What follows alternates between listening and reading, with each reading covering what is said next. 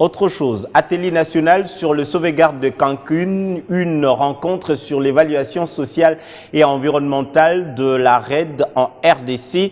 Après partage d'expériences sur la première phase de projet intégré RED+, les différentes parties prenantes ont décrié le manque d'harmonisation des outils.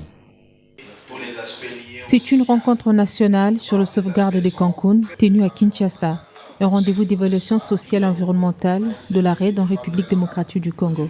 Après échange et partage d'expériences sur l'exécution des projets intégrés RED+, le manque d'harmonisation des outils se dégage. Nous avons constaté ensemble qu'il n'y a pas une harmonisation, que ce soit à notre niveau, une harmonisation des outils de suivi, de sauvegarde dans les différents PIRED. Il y a des PIRED où on ne trouve pas de mécanisme de gestion des plaintes, on ne trouve pas de plan de partage de bénéfices, il n'y a pas de consultation. En cette première phase, les différentes parties prenantes ont constaté moins de 30% de mise en œuvre des PIRED, un déficit pour remonter le niveau de performance des programmes. Ça nous a permis d'interroger beaucoup de choses que nous, on va rentrer et veiller à ce que les projets qui sont en train d'être implémentés dans notre province fonctionnent dans les normes.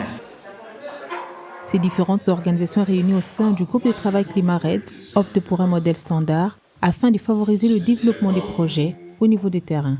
C'est le cas dans la province de Mai-Ndombe. En amont, il y avait tous ces outils de sauvegarde qui, dans la mise en œuvre des projets, devraient aussi respecter pour le bien-être des communautés locales et peuples autochtones, et aussi pour la protection des forêts. Mais nous avançons, malheureusement, qu'il n'y a pas vraiment l'implication de tous ces outils dans le développement des projets au niveau des terrains. Face à la complexité des réalités liées aux sauvegardes, il est impérieux de corriger les fautes, renforcer les compétences et définir les priorités. Les recommandations formulées au niveau de GTCR, nous les apprécions parce qu'il est question de mettre à place des outils standards qui vont permettre de faire un suivi convenable de ces PIRED.